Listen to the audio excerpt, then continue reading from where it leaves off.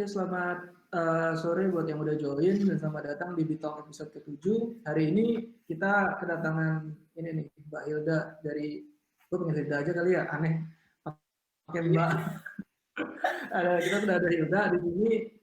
Beliau ini adalah seorang postdoctoral research fellow ya di Ya. Norwegian University of Science and Technology (NTNU). Dan juga Mbak Hilda lagi. Sudah Hilda ini menyelesaikan pendidikan S2 dan S3-nya di sana juga ya, Hil ya? Lu di sana juga kan, S2, S3? Iya. Oke, seperti biasa, untuk mekanisme talk hari ini itu adalah 25-30 menit, maksimal 30 menit lah ya. Itu ada sedikit pemaparan dari Hilda terkait dengan riset yang sedang dilakukan. Terus nanti setelah itu kita lebih ke ngobrol tanya jawab, atau ngobrol santai lah terkait dengan riset yang dilakukan. Kita nggak bahas konspirasi sih di sini. Jadi kalau bisa ya pertanyaannya jangan udah ke konspirasi. Oke. Jadi saya tidak mau berlama-lama lagi. Mungkin waktu dan tempat saya persilakan ya Hil ya, monggo. Ya. Oke. Coba window. Sorry, tadi kok malah jadi nggak ngecek ya. Ini dia. Oh iya, kita ngobrol. Kasihkan ngobrol, sorry. Ini jelas nggak sekarang? Sebentar, masih enggak. Ya, udah. Dapat full screen nih. Dapat. Mana? Oke deh. Jadi kayak pertama-tama minta maaf ya kalau bahasa Indonesia saya nanti campur-campur nggak jelas, tapi ya dibilang sama Edi santai aja, jadi ya nggak apa-apa ya. Judul talk saya adalah Digital Imaging dari deteksi kanker kulit sampai analisis data satelit. Sebenarnya di sini saya mau ngasih basics-nya dulu sih, karena kayak tadi saya bilang pas di awal masih ngobrol sama Edi, bahkan untuk orang yang di bidang ilmu komputer pun pencitraan digital atau kayak digital imaging itu tuh subtopik yang cukup kecil dan belum tentu semua orang ngerti gitu. Makanya saya memutuskan untuk kasih basic saya dulu. Nah,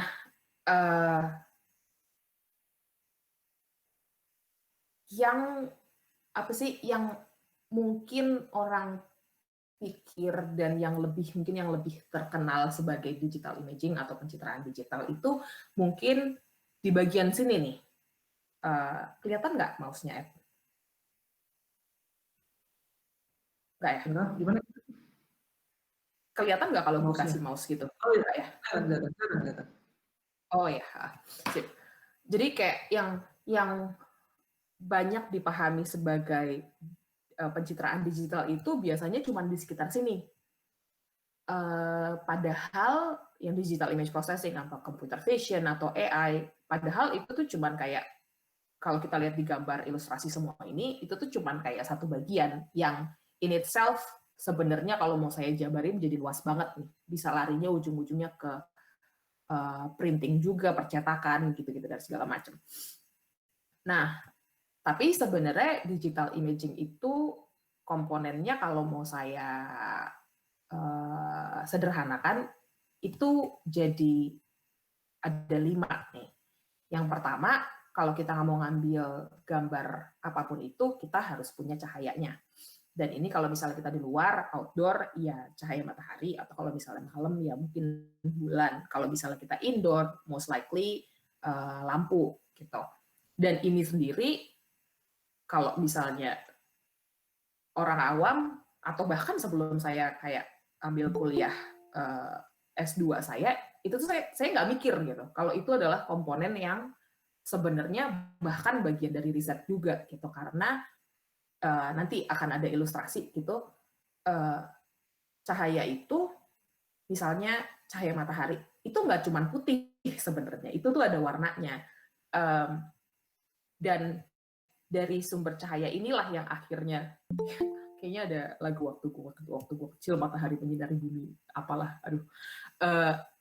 karena dia ada warna, si sumber cahaya itu punya warna, terus dia kayak menyinari objek apapun itu yang object of interest kita.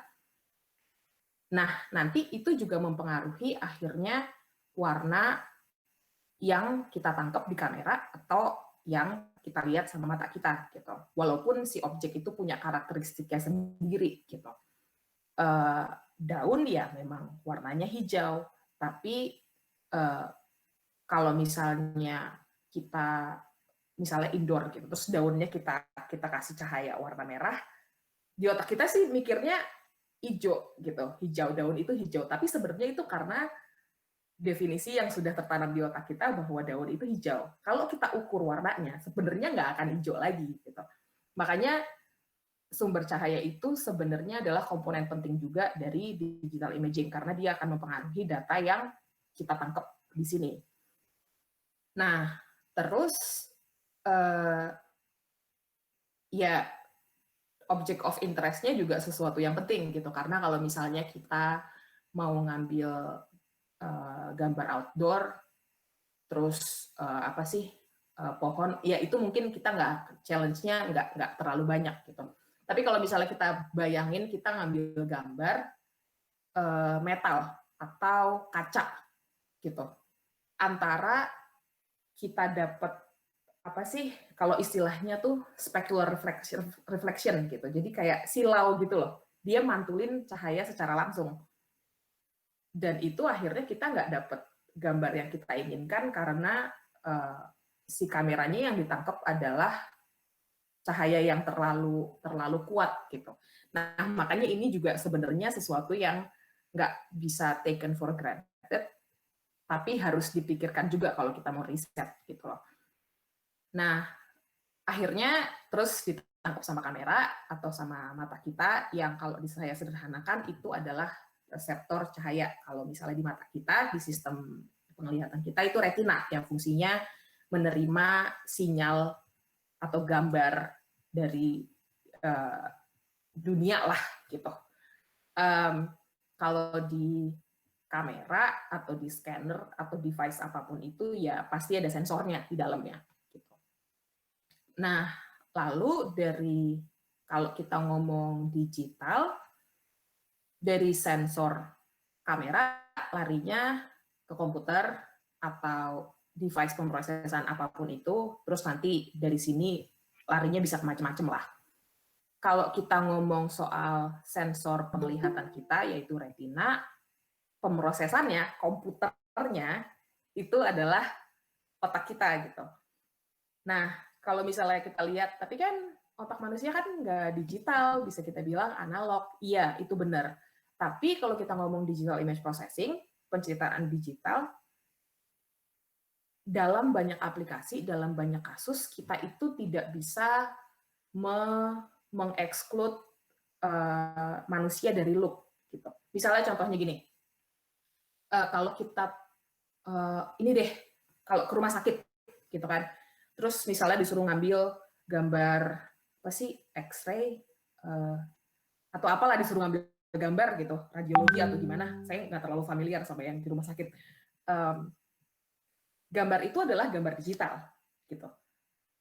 Tapi pada akhirnya ketika gambar itu dicetak, direproduksi, di print, itu kan akan dikasih ke dokter, gitu. Dan dokter ini yang akan membuat diagnosis via lewat gambar yang digital ini, gitu. Jadi kita nggak bisa sepenuhnya mengeksklud gimana kita memproses gambar, gimana kita memproses sinyal, human visual system, dan segala macam, itu pasti masuk ke loop-nya di sini. Gitu. Jadi walaupun human visual system adalah analog, tapi itu adalah bagian yang sulit dipisahkan dari pencitraan digital.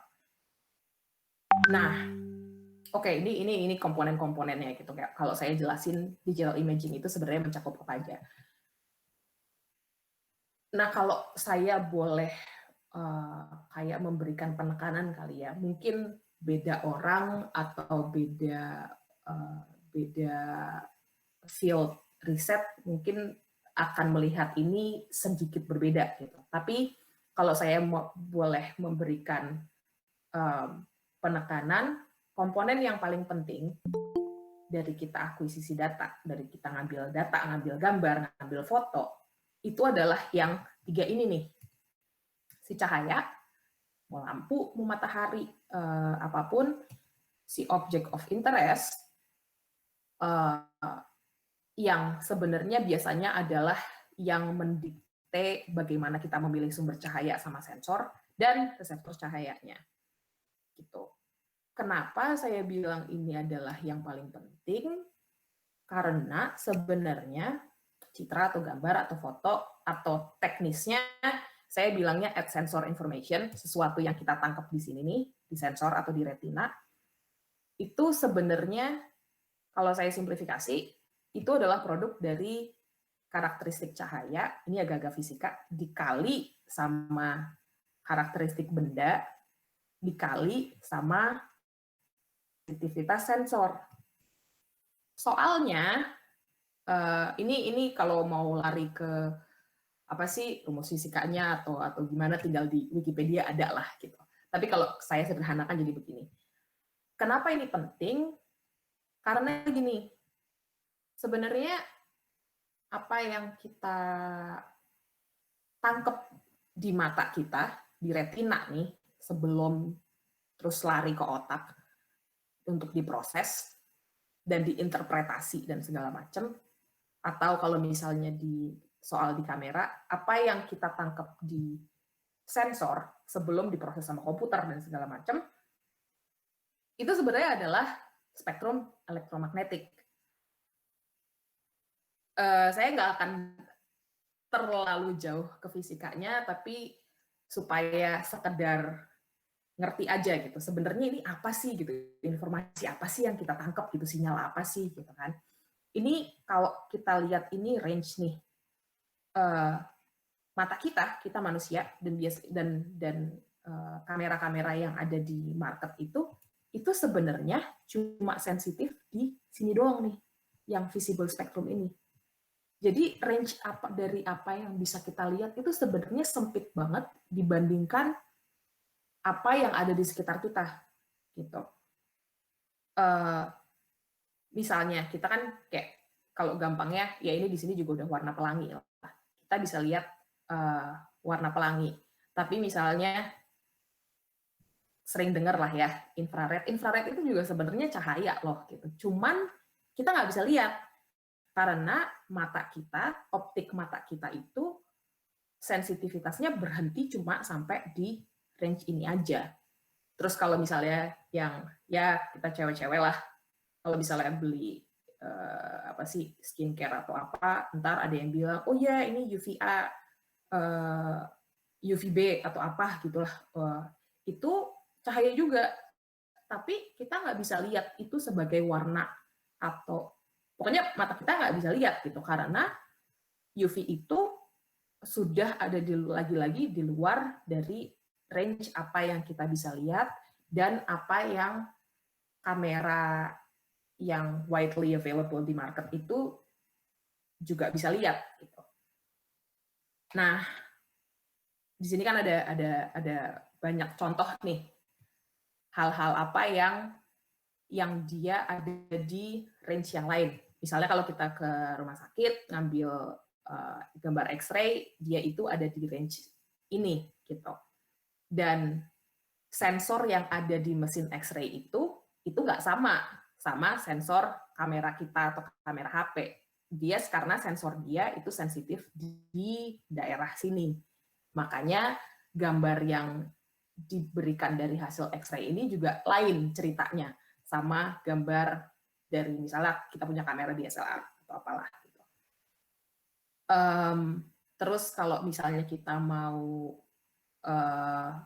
apa sih, ada juga teknologi yang namanya thermal kamera. Jadi itu dia menangkap informasi panas, dia akan ngambil gambar, tapi gambar itu akan bukan menunjukkan warna, tapi warna dalam artian oh pohon itu warnanya hijau, gigi itu warnanya putih gitu. Tapi dengan thermal kamera itu informasi yang kita dapat adalah informasi panas. Thermal kamera itu juga larinya kalau nggak salah di daerah sini nih. Dia lumayan agak towards the end dari infrared. Jadi kalau misalnya kita mau merancang kayak aplikasi thermal kamera tuh biasanya gini, di surveillance gitu loh. Jadi misalnya kita ada fasilitas yang keamanan tinggi, terus kita mau pasang CCTV, most likely CCTV-nya itu kameranya bukan kamera berwarna biasa, bukan sekedar kamera yang menangkap informasi di sini. Soalnya kelemahannya adalah kalau kita pakai CCTV itu untuk pakai kamera biasa, kalau misalnya malam nih, dan ini mungkin nggak terlalu susah dibayangkan, malam-malam kan semua kan kayak jadinya warnanya kayak jadi black and white gitu, jadi kita tidak bisa, sulit untuk membedakan apakah ada manusia gitu. Kalau misalnya ini konteksnya lagi-lagi CCTV untuk keamanan, untuk surveillance gitu kan. Nah, makanya banyak untuk CCTV kamera surveillance untuk keamanan, untuk security gitu, itu sebenarnya kameranya adalah di thermal. Karena kalau misalnya pun malam-malam, kalau misalnya kita mengandalkan warna gitu, susah membedakan. Misalnya ada manusia di balik pohon, gitu kan. Tapi pohon itu suhunya pasti akan rendah dibandingkan manusia, gitu. Karena kita kan punya panas tubuh. Makanya kayak thermal kamera itu akan berguna sekali misalnya untuk itu tadi, keamanan gitu. Jadi ya ini sih singkatnya untuk gambaran basics-nya. Kenapa saya bilang tergantung dari aplikasi yang mau kamu bikin, aplikasi yang kalian mau risetin gitu, mesti nyambung. Sensornya mesti lari di mana, dan mesti dipikirin juga pencahayaannya harus gimana. Karena kalau misalnya tadi nih yang soal yang soal surveillance, apalagi soal malam-malam. Kalau misalnya kita mau bikin surveillance, terus kita mikir, oh gue mau nangkep gambar panas tubuh nih, oke, it's a good idea gitu kan. Tapi terus habis itu kalau terus mikir, yaudah pakai color kamera biasa aja, pakai DSLR biasa, ya nggak nyambung. Karena panas itu informasinya ada di sini, color kamera DSLR yang biasa di pasar itu sensornya ada di sini. Ya informasi yang kita mau nggak bakal ketangkep nih. Gitu. Jadi itulah pentingnya kenapa kita, kalau misalnya kita mau desain sesuatu, riset atau aplikasi, kita mesti make sure data yang mau kita ambil itu apa, kita mesti ngerti, pencahayaannya kita mesti tahu, dan paling penting juga sensornya mesti nyambung, nangkepnya di range yang mana, gitu. Itu sih di bagian kayak dari benda sampai akhirnya gimana kita bisa dapat data. Sekarang, let's say kita udah dapat datanya nih, kita udah di bagian, kalau balik ke gambar yang di awal, kita udah di bagian komputernya nih, dan kita dapat gambar. Tapi sebenarnya gambar tuh apaan sih, gitu kan? Mungkin saya berangkat dari grayscale. Ini saya nggak tahu nih sebenarnya bahasa Indonesianya apakah gambar tingkat abu-abu atau gimana, tapi ya saya pakai istilahnya grayscale aja lah gitu. Misalnya kita punya gambar ini nih, gambar grayscale tuh intinya sih hitam putih gitu. Nah, tapi namanya di komputer kan semua itu direpresentasikan dengan angka. Kalau kita ngomong soal gambar, representasinya adalah 0 sampai nilainya adalah 0 sampai 255. Dan gambar itu sebenarnya apa sih? Gambar itu sebenarnya kalau kita zoom terus, kan kita bakal biasanya lihat kayak gini nih. Satu unit terkecil ini kita sebut namanya pixel. Kalau kita lihat cuman sekedar, maksudnya kayak kita evaluasi secara visual, kelihatannya kan kayak warna. Tapi sebenarnya di balik itu, ini adalah nilai yang berhubungan sama skala yang ini tadi nih. Makin gelap nilainya dia akan makin dekat ke 0, makin terang, makin putih nilainya akan makin dekat ke 255. Nah, sebagai implikasinya, ya kalau kita coding nih, ini nanti jadinya ya itu matriks nilai. Itulah yang kita proses waktu kita melakukan programming atau coding. Gitu. Nah, kalau kita ngomong ke gambar warna, sebenarnya gambar warna itu adalah terdiri dari biasanya tiga, kadang-kadang 4. 3 channel yang masing-masing channel itu adalah grayscale. Cuman ketika kita istilahnya kayak ditumpuk gitu, nanti dia akan memberikan gambar warna ini. Yang perlu diingat adalah ketika kita dealing sama gambar berwarna, 1 pixel itu nilainya bukan cuma 1. Karena sekarang kita punya 3 layer nih. Jadi 1 pixel itu nilainya ada 3 gitu, dari red, green, sama blue channel. Riset saya ini ada di yang namanya hyperspectral.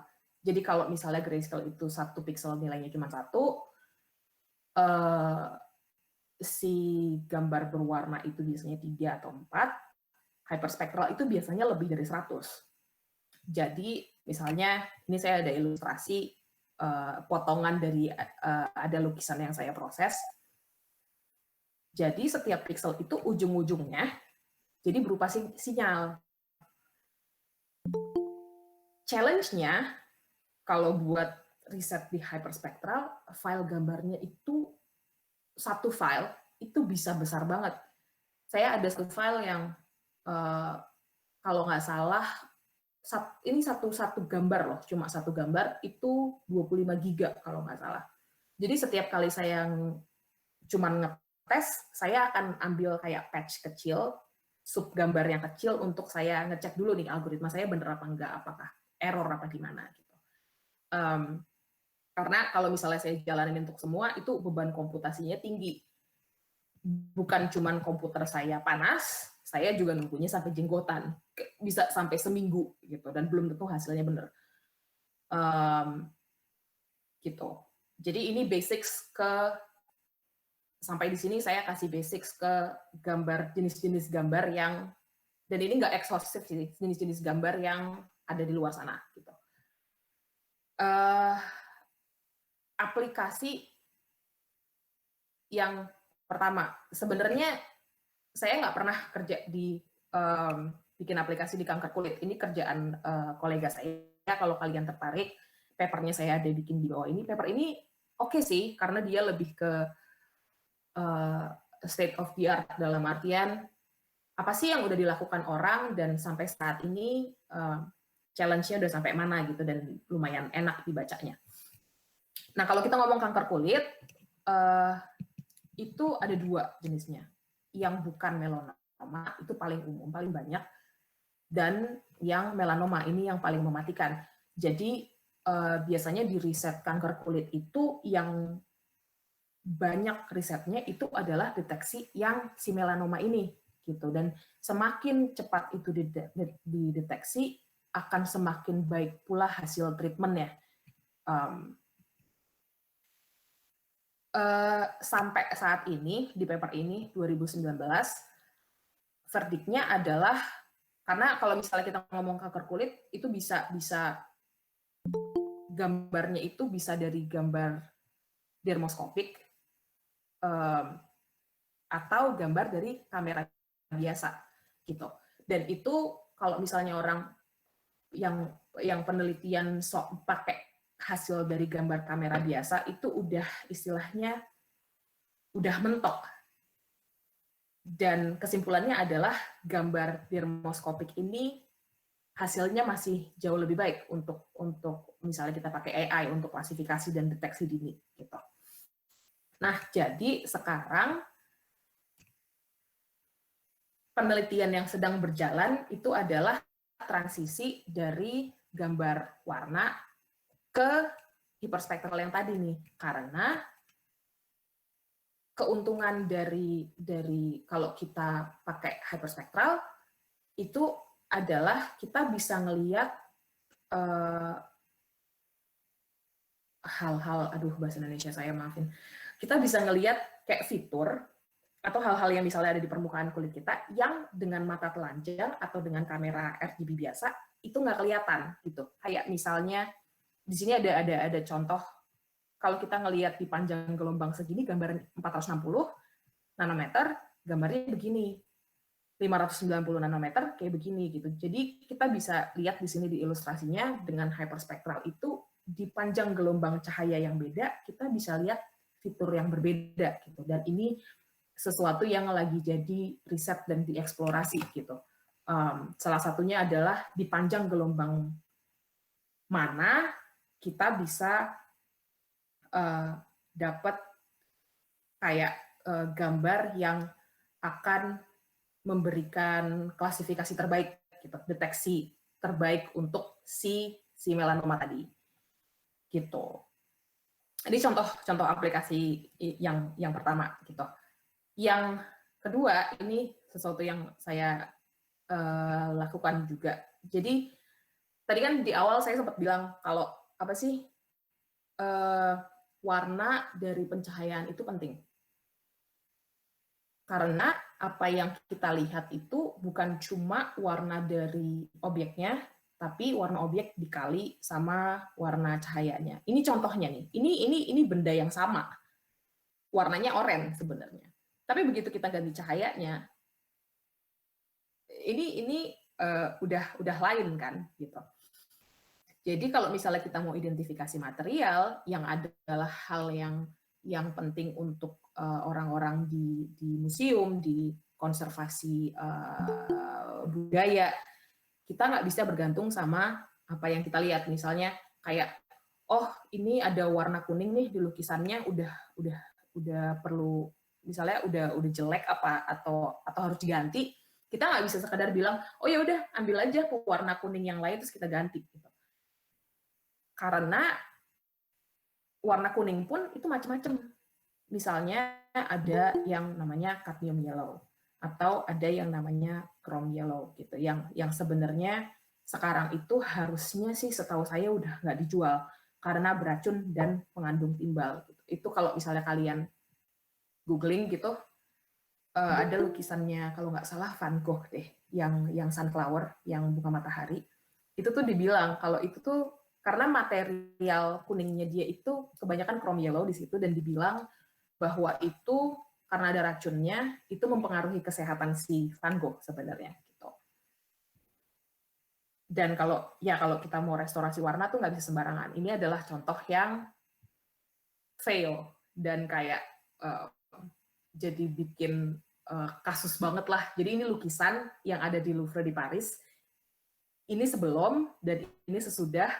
Dan saking failnya, itu sampai 2 orang staf restorasi itu mengundurkan diri karena mereka nggak setuju sama ini gitu. Karena secara historikal dan keakuratan ini restorasinya salah gitu. Makanya kenapa identifikasi material itu penting banget gitu di konservasi. Yang saya lakukan itu terhadap lukisan ini gitu. Namanya lukisan The Scream. Mungkin kalian pernah ngelihat, ini ada filmnya juga yang apa sih, film horor yang pakai topeng The Scream. Jadi di beberapa tahun yang lalu udah ada peneliti yang ngambil sampel dari beberapa titik ini, terus mereka sudah identifikasi, oh pigmennya ini pigmen A atau pigmen B atau pigmen C gitu. Dan berangkat dari situ, terus kita ambil gambar, kita scan lukisannya. Makanya ini jadi ada kayak 3 strip karena kamera atau scanner hiperspektral kami itu scan line gitu loh. Jadi dan lukisannya terlalu besar, jadi kita nggak bisa full satu lukisan kita scan gitu. Jadi harus kayak dalam strip. Nah dari sini terus saya berangkat. Oh sorry. Dari sedikit informasi analisis yang udah ada sebelumnya, terus saya bisa ke kayak, oke, saya pengen memetakan pigmen yang namanya vermilion, yang adalah pigmen warna merah di seluruh lukisannya. Gitu, dia ada di mana aja. Ini sebenarnya yang di bagian belakang lukisannya oke sih hasilnya. Nah, tapi ini saya mau jujur nih, riset itu tuh nggak yang namanya juga riset gitu kan, mencari solusi. Yang di sini masih kurang baik sih hasilnya, karena kalau hopefully jelas ya di sana gitu. Bukan cuma yang merah yang dideteksi, tapi yang ada juga sebagian pigmen warna kuning yang dideteksi sebagai si pigmen warna merah, karena kalau kita lihat spektranya, sinyal hyperspektralnya tadi, dia agak terlalu mirip. Gitu. Aplikasi ketiga yang saya lakukan juga itu pemetaan hutan. Jadi waktu tahun saya lupa mungkin antara 2013 sampai 2015 itu ada ceritanya di hutan apa sih ini Sierra National Forest di US itu kok pohon-pohon itu pada mati gitu, dan mereka mau menghitung gimana sih distribusi kematian pohonnya itu gitu di daerah situ. Nah, sebelum kita ngecek perubahan antar tahun, yang perlu kita cek adalah kita petakan dulu nih di tahun misalnya 2013 sebaran hutannya itu spesiesnya atau genusnya itu gimana. Baru nanti kita berangkat ke sebaran di tahun-tahun sebelumnya terus kita kayak lihat perubahannya. Nah, yang saya lakukan ini pemetaan di 1 tahun. Ini gambarnya saya render jadi gambar berwarna, tapi aslinya dia hiperspektral, mungkin channelnya ada 200-an, dan ini sinyal untuk tanaman namanya genusnya Quercus, atau kayaknya Quercus deh. Yang ini untuk pohon pinus. Nah, karena saya punya sinyalnya, dan saya punya distribusinya, dan lalu saya hitung bagaimana distribusinya, yang adalah angka ini, terus ya saya apply deh, entah itu bisa pakai machine learning, atau bisa pakai pemrosesan yang lebih, katakanlah, tradisional, gitu, kita bisa petakan, karena untuk genus ini kita punya karakteristiknya, untuk genus yang satu lagi kita juga punya karakteristiknya. Dan akhirnya ini adalah hasil petanya gitu. Yang warna pink itu adalah badan air, terus yang kuning atau kehijau-hijauan itu adalah genus yang Quercus, ini pohon pinus, dan sisanya adalah hal yang tidak saya petakan karena itu di luar object of interest dari riset yang ini. Gitu. Udah sih, segitu aja. Ini saya kasih slide terakhir. Kalau misalnya di antara kalian ada yang pengen main-main, mulai iseng-iseng gitu, kalau ngoding, programmingnya saya pakai Python, ditambah sama library si scikit-image ini nih. Jadi kayak kalau kalian mau pakai machine learning dan apa segala macam untuk image processing, di sini ada nih. Atau banyak kolega saya juga pakai MATLAB. Cuman saya, honestly saya nggak pakai MATLAB, karena saya prefer ke yang free, jadi saya nggak bergantung sama license. Kalau kalian mau lihat-lihat, cek data satelit, mau main hyperspektral, ini ada data portal dari NASA, tapi mostly datanya itu buat Amerika Utara sih, sayangnya. Saya nyari data buat Indonesia tuh susah banget. Atau kita juga bisa, kalau kalian mau iseng lihat gambar dari ini, kalau nggak salah yang NASA-nya Eropa, namanya ESA, European Space Agency, kalian bisa lihat di sini gitu. Dan kalau di sini sih ada lumayan banyak sih data satelit buat Indonesia. Cuman secara umum challenge buat data Indonesia itu adalah banyak awannya, berawan banget di atas Indonesia. Makanya cari data yang agak bersih itu susah. Terus kalau misalnya kalian main ke Sentinel Hub ini, lagi ada yang namanya Sentinel Hub Custom Script Contest. Jadi itu tuh bikin kontesnya adalah bikin visualisasi semenarik mungkin. Dan setahu saya beberapa tahun ke belakang itu ada satu pemenangnya dari Indonesia. Saya lupa apakah itu dari Brawijaya atau dari, aduh lupa deh. Tapi dia bikin visualisasi soal kebakaran hutan. Gitu. Jadi check this out lah kalau kalian pengen iseng-iseng, pengen tahu apa yang ada di sana. Terus yang mau terakhir saya mention juga, kalau kalian tertarik soal image processing atau memang sudah di image processing, saya mau mention kalau karena COVID, sekarang apa-apa virtual dan banyak hal yang, banyak konferensi yang biasanya nih, ini pendaftarannya bahkan sampai $1.000 gitu. Image processing tahun ini gratis, ini bakal kayaknya akhir bulan ini konferensinya, jadi check this out juga, ngelihat programnya bakal kayak gimana, ini gratis. Terus kalau misalnya mau yang remote sensing, larinya ke sini nih. Dia nggak gratis sih, cuman ya paling tidak registrasinya turun jauh dari sekitar $1.000-an jadi cuma 10 gitu. Jadi nggak tahu deh ini nanti apakah kalian udah screenshot atau gimana, atau nanti saya juga bisa kasih slide-nya ke Edi. Kalau misalnya ada yang pengen link-nya ini bisa nanti bisa via Edi sih. Gitu aja. Oke deh, thank you.